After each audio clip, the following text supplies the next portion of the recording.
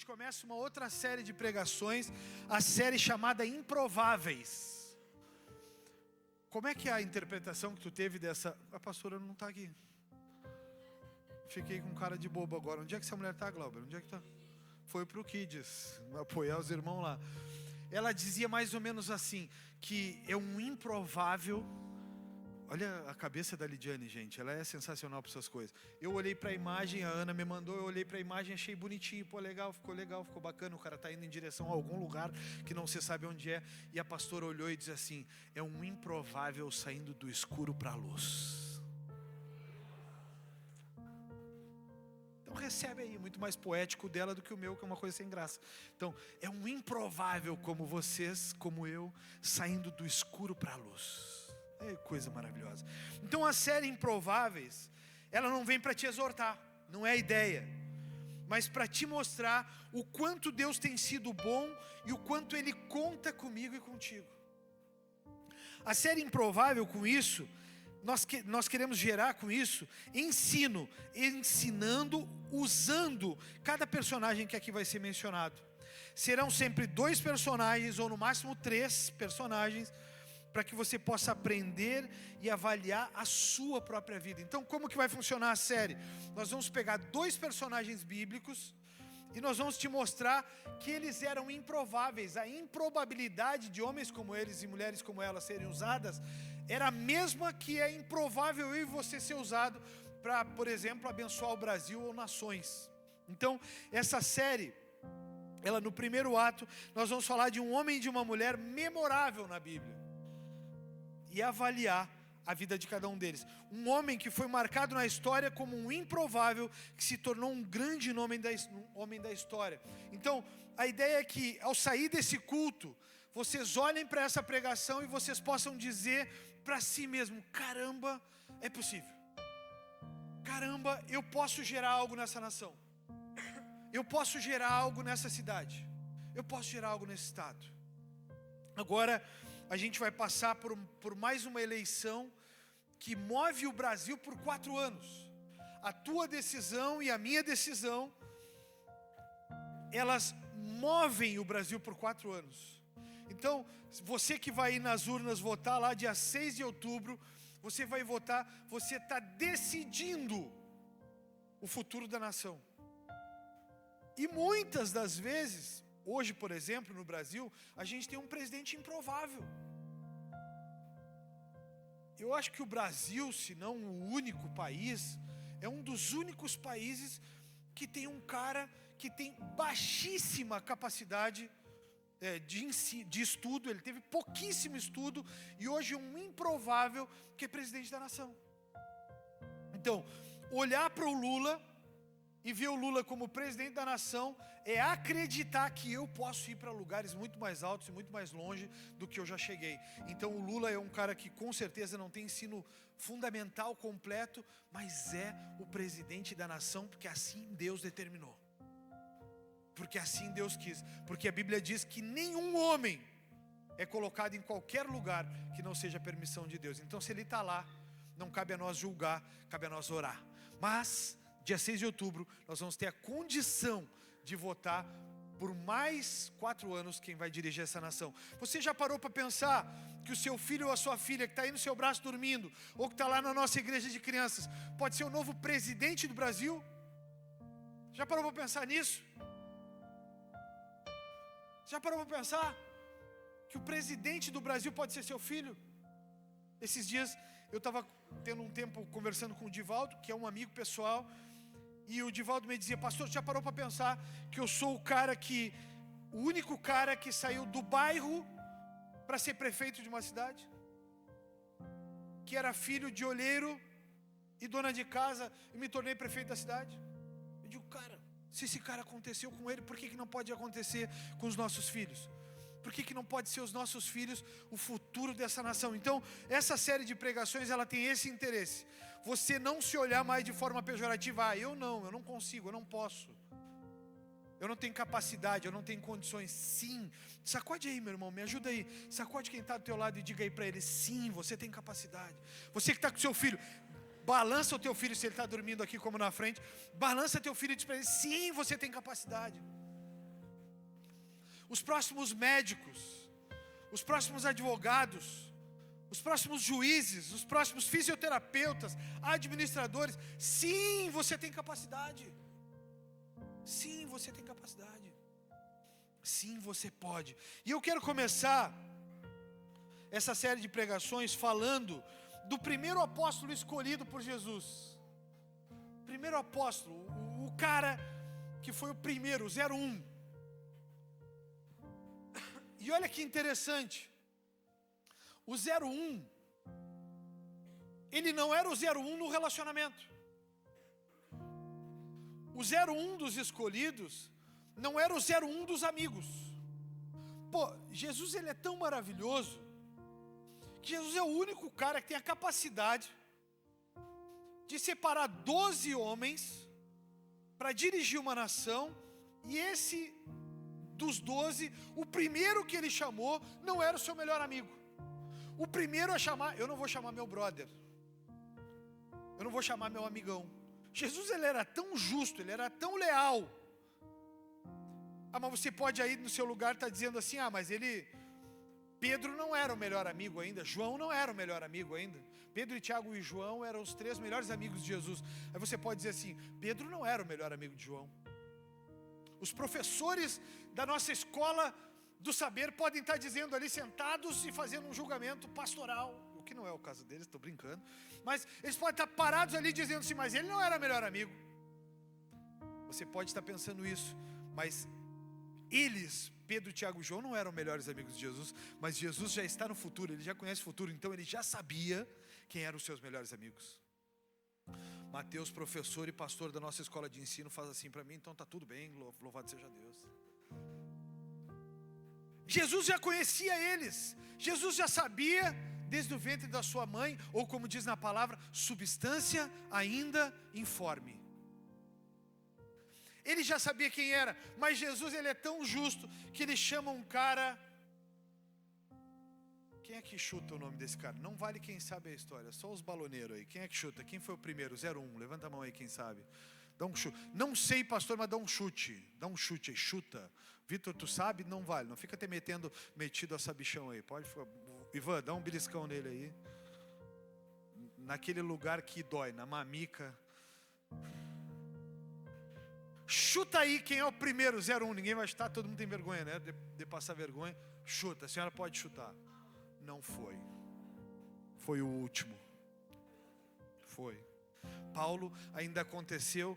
Depois que os 12 tinham sido escolhidos, um foi tirado. Os homens fizeram a escolha deles e colocaram Tomé. Mas Jesus, foi Tomé, né? Matias. E Jesus escolheu Paulo, não era ele. Mais um chute aí, mais um só, porque o tempo corre e eu sei que tem as mamães e querem almoçar com seus filhos. Mais um balão gospel, ninguém mais? Um baloneiro só é preciso para não ficar no ímpar. Nenhum baloneiro. Quem sabe quem foi o 01? Então levanta a mão, quem sabe quem foi o 01? Quem foi? Fala aí. André foi o primeiro, o 01. Mas André, é interessante que André, ele é conhecido como o apóstolo das pequenas coisas. Você pode dizer isso comigo? Apóstolo das pequenas coisas. E eu vou te ensinar no decorrer dessa palavra, eu já quero que você comigo aí deixe a sua Bíblia aberta em João 1:40. Eu vou te ensinar que esse apóstolo das pequenas coisas é extraordinário, que ele foi chamado por Deus para uma coisa que eu acho que ninguém queria, que ninguém aceitaria.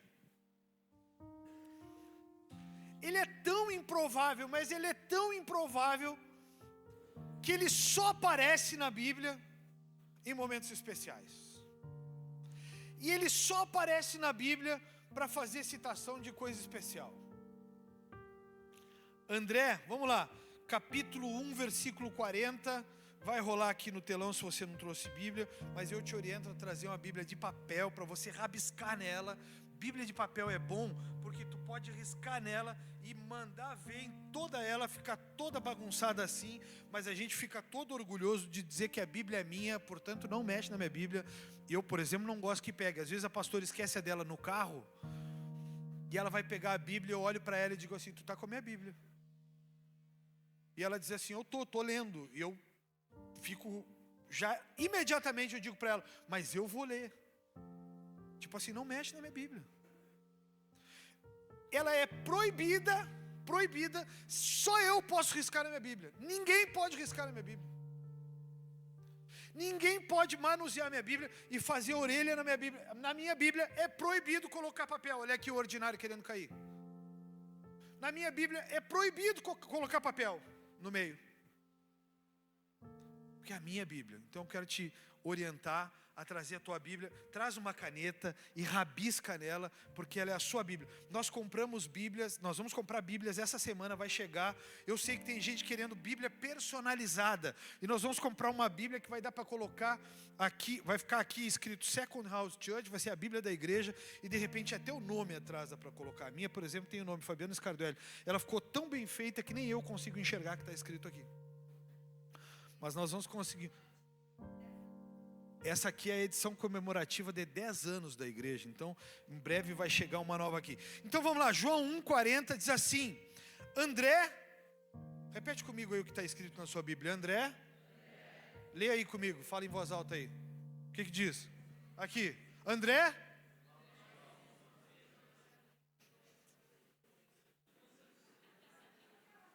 Vamos lá com as vírgulas. André. Irmão de Simão Pedro. Era um dos dois que ouviram o que João tinha dito e seguiram Jesus. Grava isso que eu vou seguir lendo aqui. André foi procurar seu irmão Simão e lhe disse: encontramos o Messias, isto é, o Cristo. Então André levou Simão para conhecer Jesus. Olhando para ele, Jesus disse: você é Simão, filho de João, mas será chamado Cefas, isto é, Pedro. André, o irmão de Pedro, é o menos conhecido dos 4 apóstolos do primeiro grupo. Apesar de ser um membro daquele quarteto de discípulos mais chegados de um modo geral, André fica em segundo plano. A profissão de André era um pescador natural de Betsaida, na Galileia. Personalidade do André, olha como é que o André era. André era um cara discreto, conhecido por conectar as pessoas a Jesus. De um modo geral, André sempre ficava em segundo plano, tá? Então André é um cara discreto, conhecido por conectar as pessoas a Jesus, sem ambição de destaque e missionário por temperamento. Ele era missionário. Uma curiosidade sobre André, diferente de todos os outros, é que André era discípulo de João Batista antes de conhecer Jesus. Então André era aquele cara que estava no deserto, já anunciando a vinda de Jesus. André era um cara que já era apaixonado por Jesus, mesmo antes de ser chamado. Imagina a honraria, tu para e começa a falar de Jesus para as pessoas nas cidades, e tu está andando de cidade em cidade, e todo mundo vai te acusando e vai te atacando. Para, rapaz, de ratear, tu está falando de um cara que tu nem conhece. Para de ratear, tu está falando de um cara que nem veio. Será que esse cara vai vir mesmo? André era esse cara. E de repente André é chamado. Por que ele não chamou João Batista, chamou André, hein? De repente esse cara é chamado como o primeiro, o 01. Todo mundo pode falar, mas ele é discreto, ele é quietinho, ele é na dele. Mas ele é o 01, eu fui o primeiro a ser chamado. Esse cara, ele era discípulo de João Batista antes de conhecer Jesus. Esse cara é o cara que apresentou o menino com 5 pães e 2 peixes, que levou os gregos a Jesus também. André é o cara responsável por... Jesus olhou para o povo e disse assim, os discípulos estavam dizendo para Jesus: Jesus, está ficando tarde, o povo está sem comer, o que nós vamos fazer? Jesus olha para eles e diz assim: dá comida para o povo, manda comprar comida, manda buscar comida. O povo, os 12 ali olham para ele e dizem assim: mas não tem onde a gente comprar comida essa hora. Aí nasce o André, o cara das pequenas coisas. André disse assim: pode até que não tenha onde comprar agora, mas tem um rapazinho ali que tem 5 pães e 2 peixes. A fé estava nos 12 ou a fé estava em André? A fé estava em André. André acreditou que nessa primeira aparição tinha 3.000 homens, sem contar crianças e mulheres.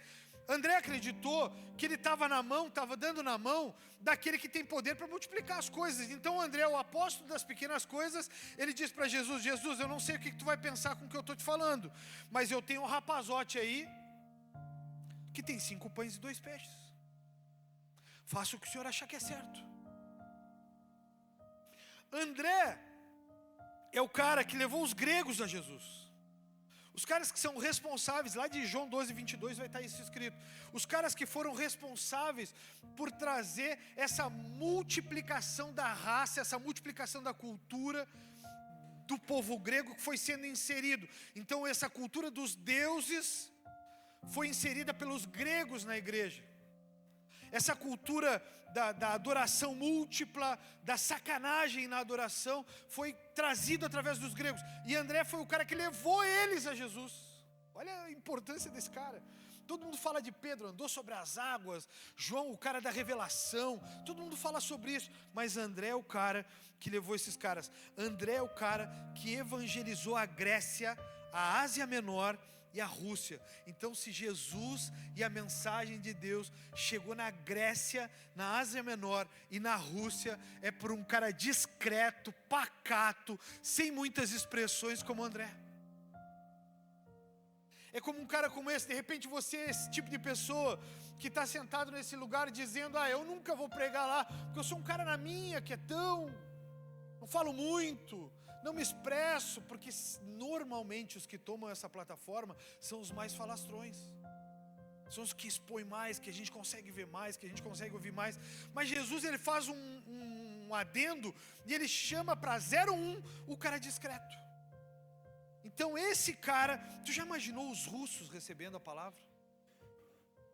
Povo duro, povo fechado, povo de dura serviço, como diz a Bíblia, recebendo o evangelho da salvação através de um cara como ele.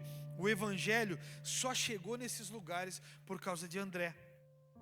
Já pensou aí você em que lugares o evangelho está chegando por sua causa? Você já pensou nisso? Mas pastor, o evangelho chegou nos Escardueles, o evangelho chegou nos Sarmentos chegou pela minha avó, mas o evangelho pode ter chegado nos Escardueles por minha causa. E uma geração que se perpetua. Você já parou para pensar? Que o evangelho pode ter chegado na sua família por sua causa, o evangelho pode ter chegado na sua cidade por sua causa, o evangelho pode ser chegado no seu bairro por sua causa. O evangelho chegou no meu bairro por minha causa. A minha igreja começou na minha casa. A vizinhança foi a primeira parte da igreja, foi na minha casa. Então eu fico pensando nisso. O que tem chegado através da sua vida? Um improvável como eu e como André. Ou pastor, nada tem chegado através de mim, pastor. Deixa eu te dizer algo. É possível começar a chegar através de você, mesmo você sendo um improvável, mesmo você acreditando que não é capaz de fazer as coisas. Pastor, eu sou um pecador. Olha para a pessoa que está do teu lado aí, dá uma olhadinha para ele assim, de uma forma bem discreta. Pecador está aí também, filhão. Do teu lado só tem pecador. Nessa igreja só tem pecador. Queria muito dizer o contrário. Nossa igreja só tem santos. Santos até tem, porque estão buscando a santidade, mas só tem pecador, cara. Às vezes eu fico olhando para as pessoas e as pessoas vêm para mim fazendo crítica a obreiros, por exemplo. Mas eu vi o fulano fazendo tal coisa. Pecador. Isso não é. Isso não é. Às vezes tu não está me acusando de uma falha que tu carrega. Às vezes tu não está me apontando de uma coisa que tu faz. Às vezes tu não está dizendo que eu sou o que tu é. Por quê? Porque nós somos pecadores. E enquanto nós estivermos separados dessa presença de Deus, nosso lado pecador ele emana. E André era um cara simples, generoso, fiel a Deus, que levava as pessoas a Jesus. Imagina, André pregou para os russos. André levou a conversão, Mateus, os gregos, o povo dos deuses. O povo dos deuses. Eles tinham muitos deuses. Eu acho que os discípulos perfeitos dos gregos são os indianos. O indiano Tudo é Deus. A vaca é Deus, o poste é Deus, a árvore é Deus, a estrutura é Deus, o penduricalho da árvore é Deus. Porque eles foram discipulados a ser assim. Na Índia, tu pode estar passando por uma vaca e tu pode estar afastando a vaca porque tu tem medo, e tu pode estar afastando o Deus deles. Por quê? Porque eles foram discipulados assim, eles foram ensinados assim. E André foi o cara que trouxe salvação para esse povo. Você não vai ver André incluído em vários acontecimentos importantes nos quais se vê Pedro, por exemplo, seu irmão. Então tu vai ver Pedro andando sobre as águas. Onde está André nessa hora? O 01. Tu vai ver Pedro passando e a sombra dele curando as pessoas. Onde é que tu vai ver André nessa hora? André não está ali, André pode estar em outro lugar, ou André pode estar até perto de Pedro para restaurar as pessoas ou para ajudar as pessoas a levantarem. É comum olhar para André e ver o irmão Pedro sendo mencionado, Tiago e João junto com Cristo. É comum vocês verem Pedro, Tiago e João sentados à roda de Cristo, e o 01 está afastado, porque o André é o homem das coisas simples. Presta atenção aqui. André é o homem das coisas simples. André é o cara dos momentos críticos. Diga comigo isso aí. André é o homem dos momentos críticos. André não é o cara que aparece. Eu quero assim dizer para vocês, eu estou precisando de Andrés na minha vida. André, nós temos um André aqui. Eu estou precisando de Andrés na minha vida. Amém? Não é para me criticar quando eu estou jogando mal lá no futebol. Eu quero o André para me apoiar. Dizer, pastor, tu vai conseguir, cara. André é esse tipo de cara. Ele aparece em momentos críticos, como nós vamos ver abaixo aqui. E eu quero te convidar para abrir em Marcos 13. André, é interessante que esse cara, ele não é o cara das grandes aparições, mas ele é o cara que, quando tu menos imagina, ele tem um insight e diz assim: o povo está com fome, não tem onde comprar, não tem onde conseguir as coisas, mas eu tenho um rapazinho que tem 5 pães e 2 peixes. Esse é André.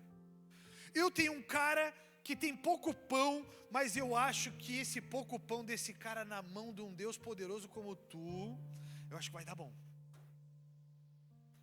Marcos capítulo 13, versículo 1 diz assim: quando Jesus saía do templo, um de seus discípulos disse: mestre, olhe que construções magníficas, que pedras impressionantes. Jesus respondeu: está vendo essas grandes construções? Serão completamente destruídas, não restará pedra sobre pedra. Mais tarde, Jesus sentou-se no Monte das Oliveiras, do outro lado do vale, de frente com o templo. Pedro, Tiago, João e André vieram lhe perguntar em particular. Perceba que André não é a pessoa dos grandes eventos, não é a pessoa das grandes aparições, mas nos momentos críticos ele está disponível para ajudar Jesus. Então, Jesus está olhando e está fazendo uma crítica. Jesus está mostrando um cenário atípico. Eu vou destruir tudo isso aí, porque tudo isso aí é carnalidade. Vocês estão olhando, ele estava em cima do monte, vocês estão olhando essas grandes construções feitas pelos homens, não é do meu acordo isso, não é apoio meu isso, eu vou destruir, não vai sobrar pedra sobre pedra. Pedro, Tiago e João, os íntimos, estão ali, mas no cantinho está André. O 01, mestre, eu estou aqui. E sabe, eu quero te dizer, como pastor e fundador de igreja, a igreja, ela não cresce com os Pedros, ela cresce com os Andrés.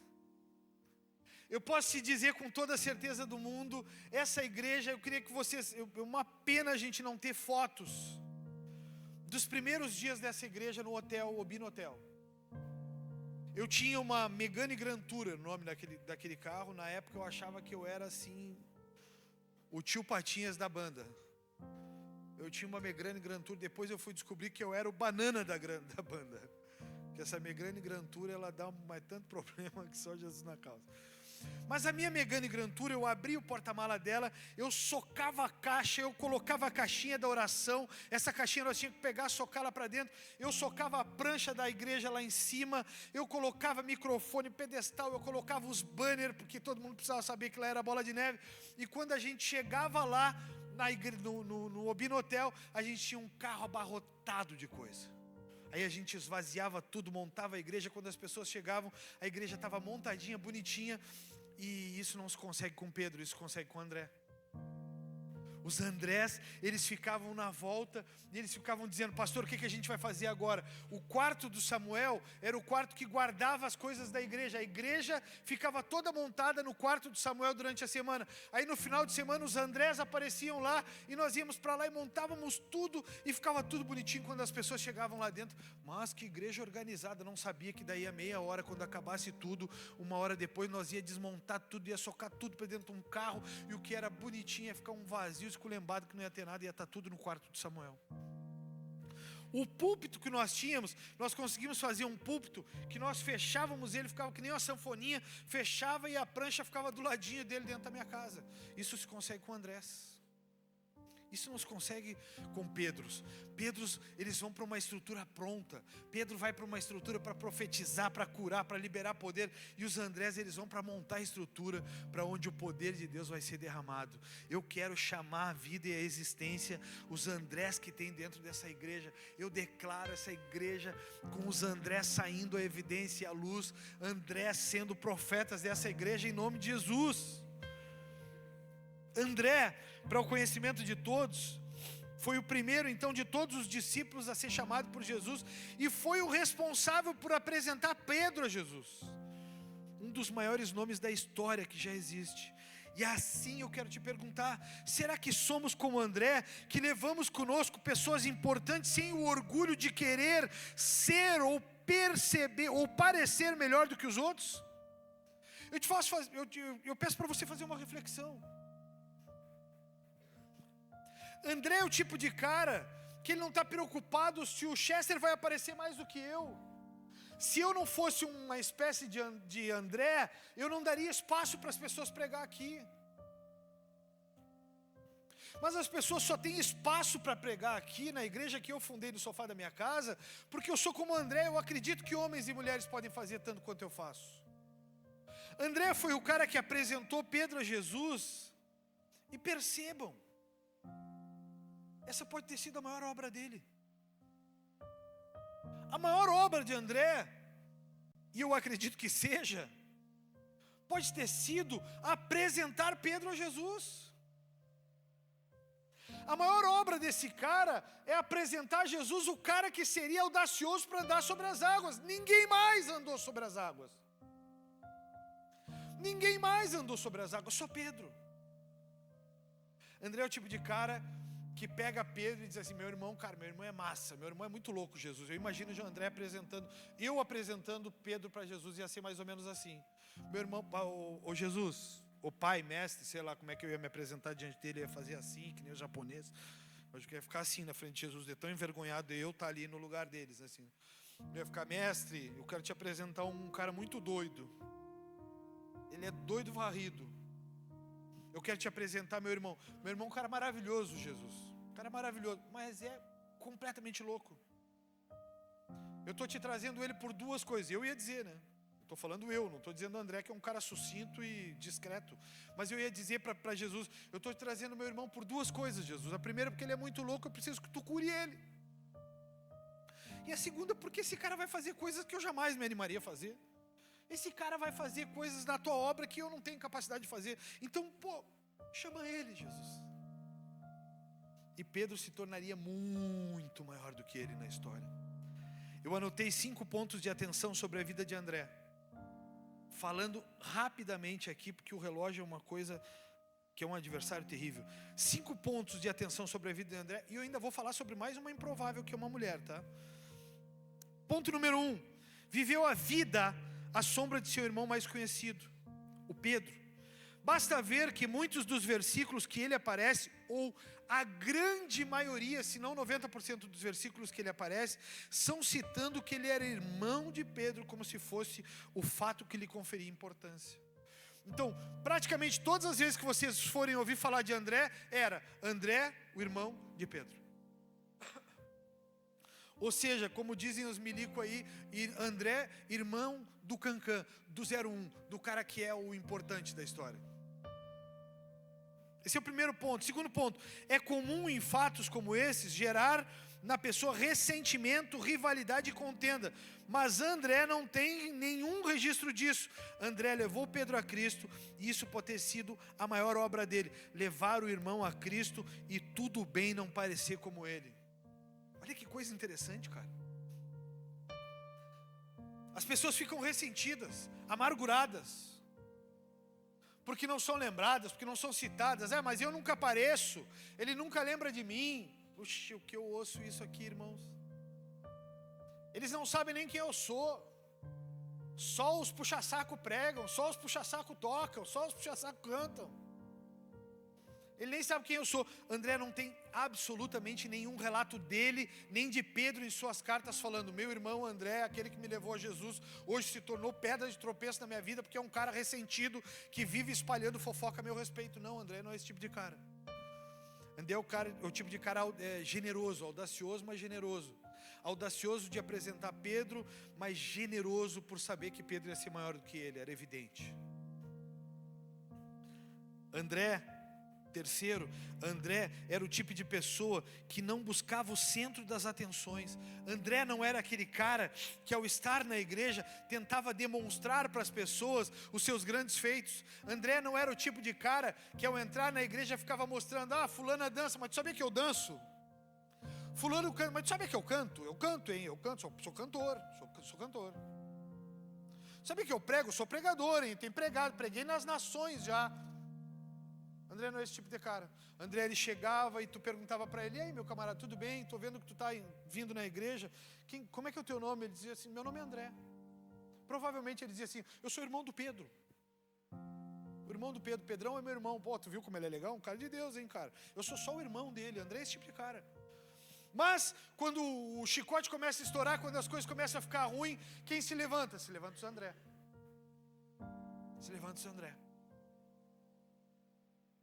Andrés são caras que eles ficam na hora que a gente precisa. Eles aparecem na hora que a gente precisa. André é o tipo de cara que, quando tu menos espera, ele está na porta da tua casa te dizendo assim: cara, estou sentindo em Deus que eu posso te ajudar em alguma coisa. No que eu posso te ajudar? Igreja é uma coisa muito impressionante. E ao pastorear uma igreja, a gente precisa aprender a lidar com ela. Igreja é um lugar que a gente é amado ao extremo, e as mesmas pessoas que te amam ao extremo, amanhã elas vão embora, porque o ciclo delas encerrou e elas vão viver outra estação, outro tempo nas suas vidas.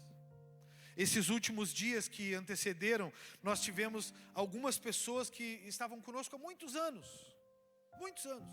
que foram embora para outras igrejas. Desligamentos difíceis, coisas duras de fazer. Pessoas que entendem que o seu ciclo encerrou e que vão viver uma nova história em outros lugares. Vocês vão perceber com o decorrer dos dias que tem alguns irmãos que já não estão mais entre nós. Irmãos que, com toda a certeza do mundo, farão muita falta pelo dom que carregam.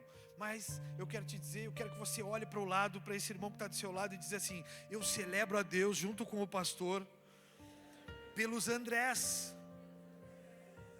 Eu celebro a Deus pelos Andrés, esse povo que ficou, esse povo que está do lado, que está aqui, não recebe nada para estar aqui, até paga. Todo mês ela vai lá, graças a Deus, louvado seja Deus pela vida dela, ela vai lá e deposita o dízimo dela. Está comigo há quantos anos? 10 anos comigo. 10 anos comigo. Andrés são assim. Andrés, quando a coisa está apertada e parece que vai todo mundo embora, os Andrés dizem assim: não, eu vou ficar, estou aqui, estou contigo. Esses dias um desaforado irmão, ele diz assim para mim: carequinha, gordinho, eu sei que tem ido muita gente embora. Muita gente não foi a fala dele, mas eu sei que tem ido algumas pessoas embora, mas eu quero te dizer que eu estou contigo. Eu não posso dizer o desaforo que eu disse para ele, porque é homofóbico. Não sei se é uma coisa, não é homofóbica, mas é, como é que se diz? É pretofóbico. É racismo. Pretofobia é uma nova criação. Eu olhei para ele e disse: fulano, ordinário, eu louvo a Deus pela tua vida, mas eu gostaria muito que tu te olhasse no espelho. André é esse tipo de cara. André é o tipo de cara que tu olha para ele e diz assim: cara, mas tu não vai ir? Tu viu que teu irmão foi?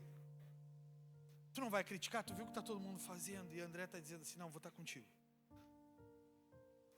Cara, como essa igreja é abençoada por Andrés, cara. Como essa igreja é abençoada por Andrés. Como Deus tem sido bom comigo e com a Lidiane e tem nos dado muitos Andrés, muitos. E eu louvo a Deus por cada uma das vidas que estão sentadas aqui hoje, porque vocês realmente têm sido Andrés nas nossas vidas. Eu queria que vocês dessem uma salva de palmas ao irmão que está do seu lado, que vai ser você também, porque nós temos sido abençoados por vocês. Tem uns que parecem mais Pedro do que André, mas eles são André. Estão ficando aí. André era conhecido, e o quinto e último ponto sobre André era conhecido por ser o mediador entre o Cristo e as pessoas. Era comum ver André levando indivíduos que estavam no meio da multidão até Jesus. Em quase todos os relatos que André aparece, ele levando alguém a Jesus. Jesus, eu vim te trazer a criança aqui que está com os pães. Jesus, eu vim te trazer esse aqui que estava enfermo. Jesus, eu vim te trazer esse aqui que está enfermo há muitos anos e não consegue chegar até ti. André pegava os caras da mão e levava aqui: eu sou o 01, eu tenho autoridade para isso. Jesus, ora por ele, fala por ele, cura ele. Cara, André é esse tipo de cara. André é uma escola. André é uma inspiração para a vida. Uma escola deixada por André é que nós não precisamos ser mais evidentes em tudo ou aparecer como destaque nas coisas, mesmo que pareça que só serão lembrados os maiores, os mais destacados. André é o exemplo de que nós podemos ser memoráveis sem ser os principais nomes da congregação, da nação. André é isso aí. André é o tipo de cara que ele te deixa uma escola. Cara, tu pode não ser Pedro, mas tu é André, e a tua importância aqui como André é tão profunda e tão preciosa como a de Pedro. Talvez o maior legado de André, como já falei, é ter levado Pedro a Jesus. A melhor coisa que ele fez. Pedro, o cara que a sombra curava, foi levado por André.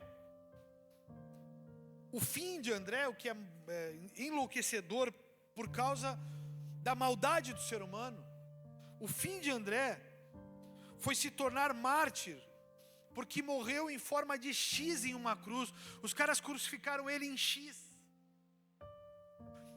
Cruz, que era a maior de todas as humilhações. Cruz, que era a maior de todas as ofensas. Se queria humilhar alguém ao limite, era crucificar alguém e deixar esse alguém exposto publicamente. André não só foi crucificado, como foi colocado em forma de X. Por quê? Porque ele era mau? Não, é porque ele era memorável. Ele lembrava Cristo nas pessoas. Quando as pessoas olhavam para André, elas enxergavam a Cristo. Eu quero te fazer uma pergunta crítica, meu irmão e minha irmã. Quando as pessoas olham para vocês, elas lembram de quem? Elas lembram do Cristo ou elas lembram do teu temperamento, da tua forma de falar? Cara, eu gosto desse cara por isso. André, uma frase sobre André. André, o homem que não buscava os holofotes, mas sempre trazia alguém para a luz. Ele era o cara que não buscava esse holofote, mas quando alguém estava na escuridão, ele era o cara que trazia para a luz. Cara, que cara é esse André? Eu acho que vocês nunca mais vão ver André como eu, vocês nunca mais vão ver André da mesma forma. Que cara genial, cara. Que cara generoso, que cara especial. Que cara que melhora os ambientes. Que cara que não precisa estar aparecendo. Ah, pastor, mas tu nunca me vê. Ah, pastor, mas tu nunca fala em mim. Cara, André não precisa disso. Ele sabe quem ele é. Ele tem autoestima resolvida. Ele sabe que ele é um cara legal. Ele sabe que ele é um cara do bem. Ele sabe que ele é um cara bom. Ele é o 01. Mesmo que não seja citado na grande maioria das pregações, ele é o 01. Para encerrar agora, e parecer que está indo para o fim, eu quero falar sobre uma nobre desconhecida chamada Ruth. E sempre nós vamos trazer nessa série de pregações dos improváveis, um homem e uma mulher. Em algumas vezes nós vamos trazer um homem e uma mulher, e um de nós do meio da multidão que também está se tornando um improvável que está indo além. André, ele antecede os maiores. Ruth também é assim. Eu chamei Ruth de uma nobre desconhecida, chamada Ruth. Ruth era mulher moabita, estrangeira, portanto de fora do povo de Israel. Moabita significa que ela era uma estrangeira de fora do povo de Israel, que se casou com um israelita chamado Malom, filho de Elimeleque, e Noemi. Com toda certeza, Noemi é um dos nomes mais memoráveis que existe na Bíblia. Após a morte do marido, ela tomou uma das decisões mais marcantes das Escrituras, que foi recusar-se a abandonar sua sogra Noemi e acompanhá-la de volta a Belém. Noemi, a sua sogra, foi acompanhada por Ruth por fidelidade. Não por recompensa, não porque ela tinha para dar, não porque ela era milionária e deixaria uma bela herança, mas porque Deus havia marcado a vida de Ruth através da vida de Noemi. Pessoas que permanecem ao seu lado por causa do Jesus que vocês representaram nelas. Ruth, eu também separei as principais características dela e vou te falar algumas coisas que são fundamentais, tá? Quando se estuda Ruth, uma característica que tu vai ver sempre em primeiro é a lealdade e a fidelidade inabalável. A declaração de Ruth a Noemi, que está escrito em Ruth 16, capítulo 1, versículo 16 e 17, que diz que a gente acha que é um marido falando para uma mulher, quem não conhece a Bíblia, diz assim: onde tu morreres, morrerei eu. Para onde tu fores, eu irei. Não é o marido falando para a mulher, é a sogra, é a nora falando para a sogra. É a nora olhando para a sogra e dizendo assim: sogra, eu sei que a gente já não vai ser mais familiar, de repente se diz, mas tu carrega algo que eu não quero deixar para trás, e eu vou perder o que eu tiver que perder para andar contigo, sogra.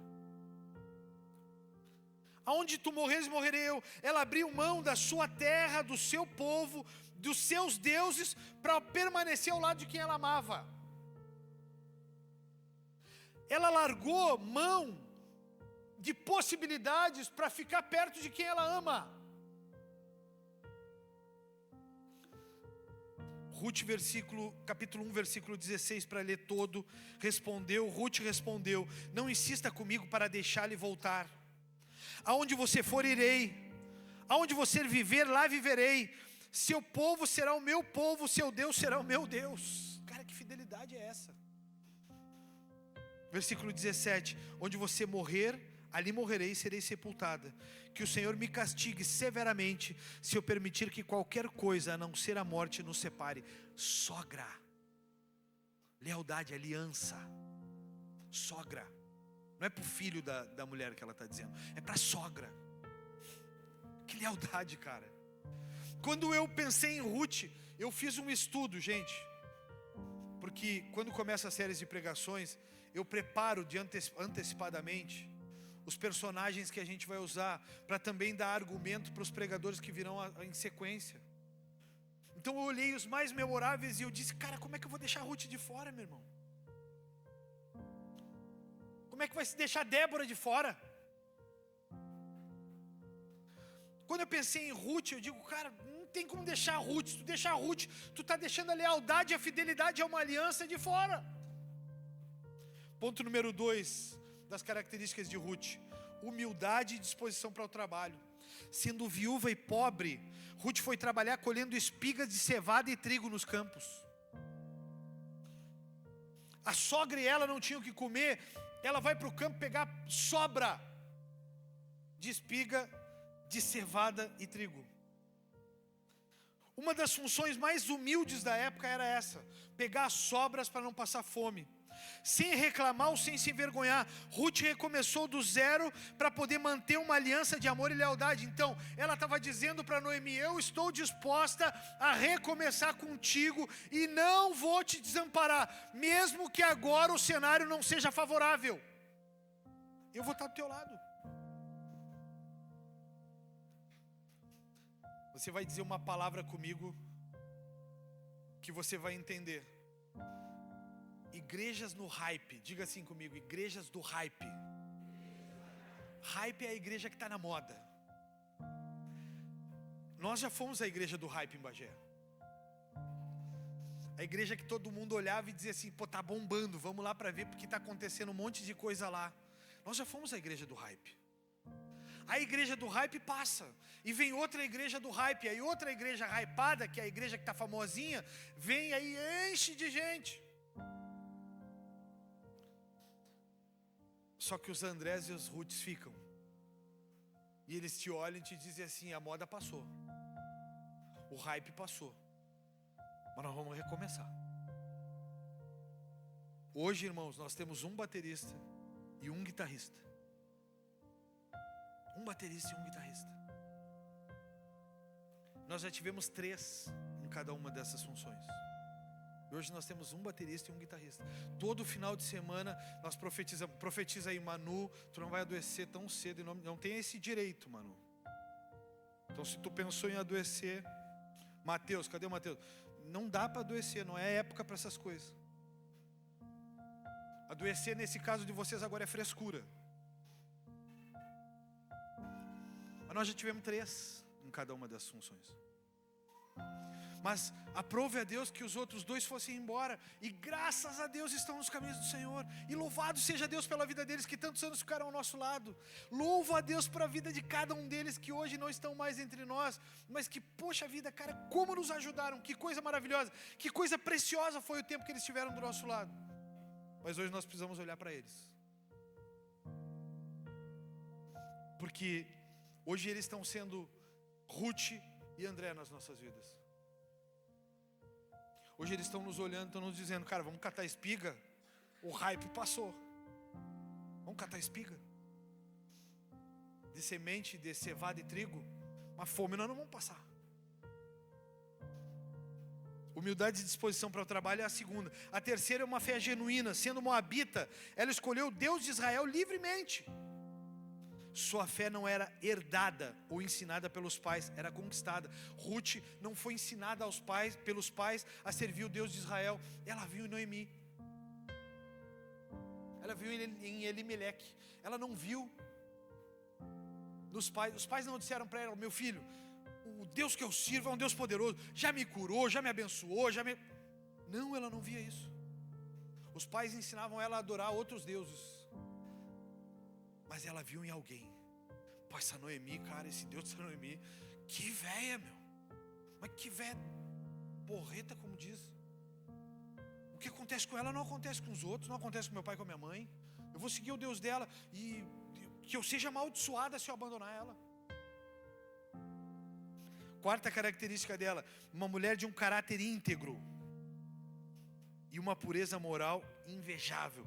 Boaz reconheceu publicamente que Ruth era uma mulher íntegra e pura, dando a ela toda a bênção que ela jamais imaginou ser merecedora. Então eu te convido, porque eu não tenho muito tempo, a abrir Ruth 3, se você não achar vai estar aqui, ó. Ruth 3, versículo 9. E eu queria que você que trouxe a sua Bíblia rabiscasse isso, porque isso aqui é a recompensa da fidelidade e da lealdade. Esse é o sinal de uma mulher de honra. É o sinal de alguém que Deus tratou, que Deus fez ir lá no buraco, que Deus ir lá fez catar sobra, mas que disse para ela, agora minha filha, agora eu vou te colocar nos lugares de honra. Diz assim, Ruth 3, capítulo 3, versículo 9. Quem é você? Perguntou ele, Boaz, tá? Sou sua serva Ruth. Serva por quê? Porque ela estava catando e depois colhendo com ele. Respondeu ela. Estenda as abas de sua capa sobre mim, pois o Senhor é resgatador da minha família. Então Boaz exclamou, o Senhor a abençoe, minha filha. Você demonstra agora ainda mais lealdade por sua família que antes, pois não foi atrás de um homem mais jovem, seja rico ou seja pobre. Não se preocupe com nada, minha filha. Farei o que me pediu, pois toda a cidade sabe que você é uma mulher virtuosa. Diga isso comigo, pois toda a cidade sabe que você é uma mulher virtuosa. Homens, peguem do braço de uma mulher aí, mesmo que não seja sua esposa, e diga: toda a cidade vai saber que você é uma mulher virtuosa. Mas embora eu seja de fato um dos resgatadores de sua família, há outro homem que é parente mais próximo do que eu.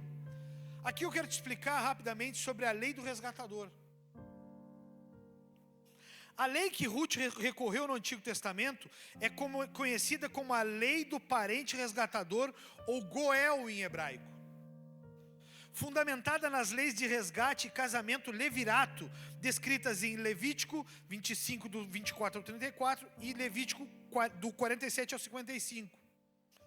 O parente resgatador, ou o Goel, era um parente próximo responsável por proteger os interesses da família, incluindo comprar de volta as terras vendidas por necessidade e casar-se com a viúva de um parente que morreu sem filhos, para perpetuar o nome e a herança. Então, se o parente morreu e ela não tinha filhos, ela tinha um parente resgatador, alguém que não deixava ela morrer sem uma geração posterior, porque a pessoa que não tem filhos, ela não dá continuidade na árvore genealógica e nas gerações vindouras. Então, ela tem então uma nova chance, que é a lei do parente resgatador, para que as gerações dela não se acabem nela. Então ela vai dar continuidade. E ela tem em Boaz um parente resgatador. Porém, antes de Boaz tinha um outro homem.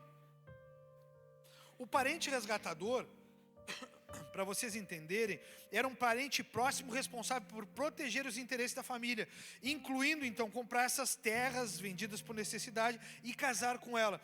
Como Ruth era viúva e Noemi, sua sogra, não tinha mais herdeiros, a terra de Elimeleque, marido falecido de Noemi, corria o risco de sair da família. Então Ruth recorre a Boaz, um parente próximo, para agir como seu parente resgatador, ou como seu Goel. Olha que interessante. Ruth aparece então de forma recompensadora por permanecer fiel e leal a Deus. Ela aparece então numa árvore genealógica da história. Ruth aparece na genealogia de Jesus, conforme está escrito em Mateus 1, do 1 ao 16. O que é notável: uma estrangeira, viúva, pobre, na linhagem do Messias. Imaginem. De repente você está se olhando aí e está dizendo: mas eu não sou dessas famílias proeminentes da cidade. Mas eu não sou um nobre da sociedade. O que vai nascer de mim? Nasceu de Ruth, da genealogia de Ruth, nasceu José, o pai de Jesus. Então, a árvore genealógica da catadora de cevada e trigo, da que não abandonou a sogra, a árvore genealógica dela, lá em cima, no topo da pirâmide, está Jesus, o Salvador da humanidade. Então você, um improvável como Ruth, pode ter uma história tão poderosa como a história dela. E você pode estar aí se achando um infeliz, um miserável, que não tem nada ou que não merece nada. Cara, quando a gente começou essa igreja, a coisa que eu mais ouvia é que eu era vaidoso. Ele é muito vaidoso, não vai dar certo, ele é vaidoso demais, ele vai só pensar nele. Ele vai ficar falando só dele, ele vai tentar atrair atenção para conquistar coisas. Os anos foram passando, nós já temos 11 anos, estamos caminhando para o 12º. E eu sigo aqui pregando, adorando, louvando, exaltando. O que faz de mim um merecedor de herdar as bênçãos de Deus? O que faz de você um merecedor de herdar as bênçãos de Deus? O pessoal do louvor pode subir, por favor. A pergunta é: o que te faz merecedor? A resposta é nada.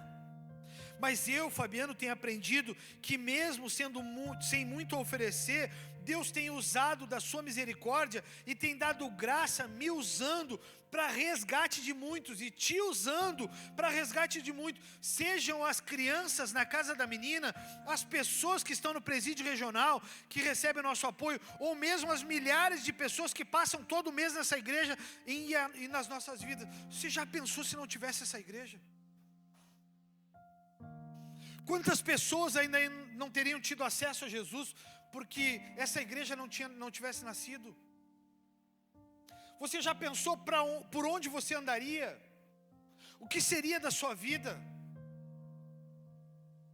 A reflexão que fica é: quem seremos nós daqui para frente? Os nobres desconhecidos que, como André, não precisam de holofotes para marcar a história, ou quem sabe uma Ruth em nossa família, que não vai deixar a história da família se apagar e vai continuar leal à aliança que um dia firmou. Quem será que você vai ser? O que será que você vai carregar? Eu digo para vocês com toda a certeza do mundo, eu sou um improvável. Eu sou filho de caminhoneiro. Um homem com 4ª série.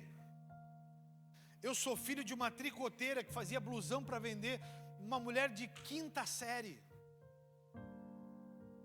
Eu sou filho de uma mulher que ao final da jornada me olhou nos olhos e me disse: Fabiano, até o 2º grau, o ensino médio, tudo que nós temos para te dar é comida e roupa. Dali para frente, meu filho, eu quero que tu saiba que tu vai ter que te virar para comprar a tua comida e a tua roupa. Minha mãe foi muito leal comigo. Um improvável como eu, que não teve dos pais a faculdade paga, o curso pago, que não teve a pós-graduação, o mestrado, diferente de muitas pessoas, eu sou um improvável. Um improvável que sabia que estava sendo resgatado por um Deus resgatador, mas que tinha tido uma mãe e um pai que mesmo com pouca capacidade, nunca me deixaram faltar nada. Quem você vai ser? Eu sou esse improvável e vocês também. O que faremos com isso? Lamentaremos ou usaremos isso para a glória de Deus e redenção das nossas famílias, como fez Ruth? Eu decidi mudar a história das pessoas que me cercam. E sim, me perdoem pelos defeitos que eu tenho. Não são intencionais, mas processos que eu estou enfrentando na minha vida e vencendo um a um. Sim, igreja, eu quero pedir perdão a vocês pelos meus defeitos, pelas minhas falhas. Eu não estou perfeito, eu estou sendo aperfeiçoado. Eu agradeço muito a crítica e a condenação de vocês, porque muitas delas me fizeram crescer. Eu agradeço a cada um que generosamente muitas vezes vieram até mim e me disseram: pastor, tu tem um temperamento, uma condição, uma falha. Eu agradeço porque isso traz alertas para mim, porque eu sou um improvável. Eu não era para estar aqui. Eu não era para estar nesse lugar. Nesse lugar era para estar caras, homens e mulheres muito mais sábios do que eu e a Lidiane. Mas Deus nos escolheu. Deus nos resgatou.